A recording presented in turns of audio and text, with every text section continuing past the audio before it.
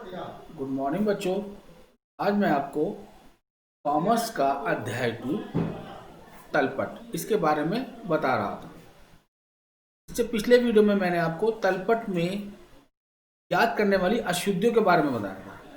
अब मैं आपको बताऊंगा तलपट से प्रकट न होने वाली अशुद्धि कि कौन सी अशुद्धियां तलपट में प्रकट नहीं हो सकती। कुछ ऐसी अशुद्धियां हैं कि तलपट के मिल जाने पर भी वो बनी रहती हैं। तो वो कौन सी हैं? एक तो है सैद्धांतिक अशुद्धि। सैद्धांतिक अशुद्धियां कभी कभी पुस्तपालन व रेखाक्रम के मूल सिद्धांतों एवं नियमों का उचित ज्ञान न होने के कारण गलत खातों में अशुद्ध खातोनी हो जाती है। तो इस प्रकार की अशुद्धियां सिद्धांत की अशुद्धियां कहलाती हैं। यानी कि हमें कुछ सिद्धांत और नियम का ज्ञान नहीं है कि कौन सी हमें डेबिट करनी है, कौन सी हमें क्रेडिट करनी है। तो जब हमें इस चीज़ का पता नहीं है तो वो खातोनी अशुद्ध हो जाती है। तो ये अशुद्ध सिद्धांत की खानियां पड़ती हैं। दूसरा है भूल की अशुद्धियां या छूट जाने वाली अशुद्धियां। कुछ अशुद्धियां ऐसी होती हैं जो भूल से हो जाती हैं और कुछ छूट जाती हैं। जब हम कोई लेन देन प्रारंभिक लेखे की पुस्तकों में लिखने से रह जाती है, यानी कि प्रारंभिक लेखे में ही हम लिखते हैं, वो छूट जाती है या हमें भूल हो जाती है कि हमें वो लिखनी रह गई है, तो उसकी ना तो खाता बही के किसी खाते में खतौनी होती है और ना ही उसका प्रभाव तलपट पर पड़ता है। क्योंकि जब वो खातों में खतौनी ही नहीं की तो तलपट में हमने जो खतौनी हो रखी है वही उतारी है, तो इससे हमारे तलपट पर कोई प्रभाव नहीं पड़ता। लेकिन ये अशुद्धियां हो जाती हैं।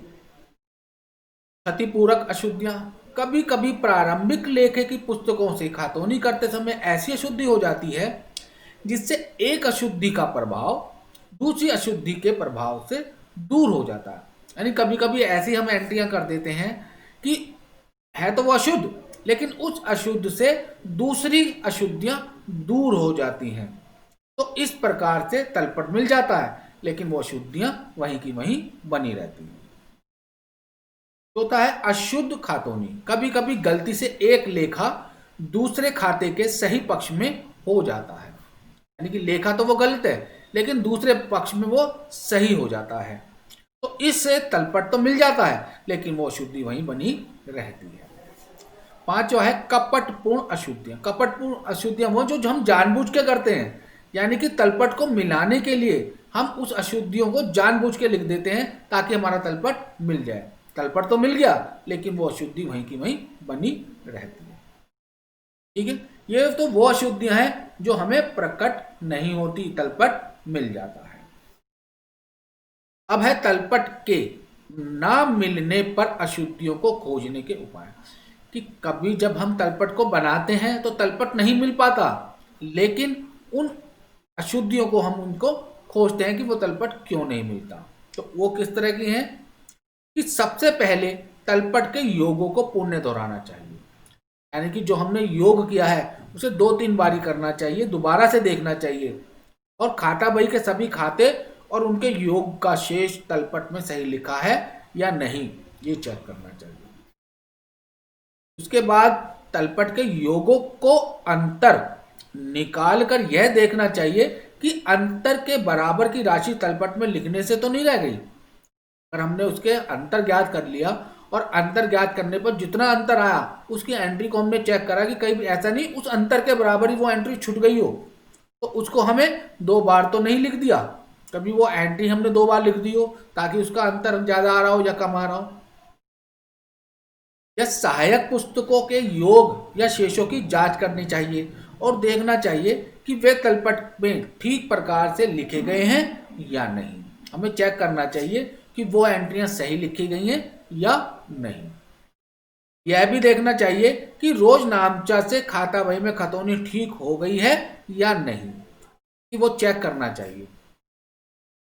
उसके बाद यह भी देखना चाहिए कि गत वर्ष के शेष आगे लाने से तो नहीं रह गए, यानी कि वो ऐसा तो नहीं हमने जो गत वर्ष का शेष है वो लिखा ही नहीं, वो चेक ही नहीं करा।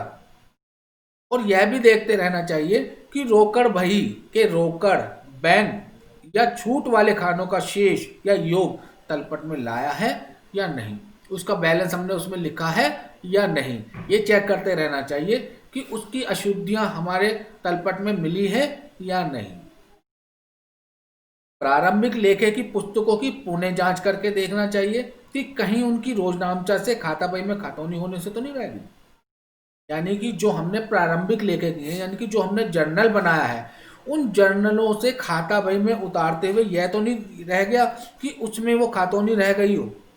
चेक करना चाहिए कि कोई खातौनी छूट तो नहीं गई, और अगर छूट नहीं गई तो उसका योग सही है या नहीं, तो वो भी हमें चेक करते रहना चाहिए, ताकि हमारे तलपट में जो अशुद्धियाँ आई हैं, जो गलतियाँ आई हैं, हम उसको चेक कर सकें। अगर हम इन सब उपायों को ध्यान से देखेंगे, इन सब नियमों को हम ध्यान से पढ़ेंगे, तो हमें पता चल जाएगा कि हमारा तलपट क्यों नहीं मिला, तलपट के ना मिलने के क्या कारण हैं।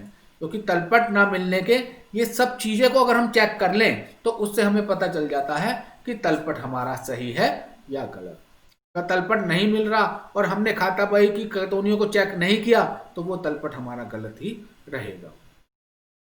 क्योंकि तलपट ना मिलने के कारण यही होते हैं, क्योंकि कभी हम जल्दबाजी में कोई एंट्री छोड़ देते हैं, या भूल से कोई एंट्री रह जाती है, या खाता बही में खतौनी करते समय हमने कोई अमाउंट गलत लिख दी है, कोई धनराशि गलत लिख दी है, या कभी कभी हम डेबिट की जगह क्रेडिट में डाल देते हैं, क्रेडिट की एंट्री डेबिट में डाल देते हैं, तो इससे भी हमें ये पता चलता है कि हमारा तलपट गलत आ रहा है, उसमें अशुद्धियाँ रह गई हैं। तो इसीलिए हमें ये सब चीज़ें पहले से चेक करते रहना चाहिए, 2-3 बार देखना चाहिए, टोटल को चेक करते रहना चाहिए, एंट्रियों को चेक करते रहना चाहिए कि हमने पहले क्या लिखा है, अब क्या लिखा है।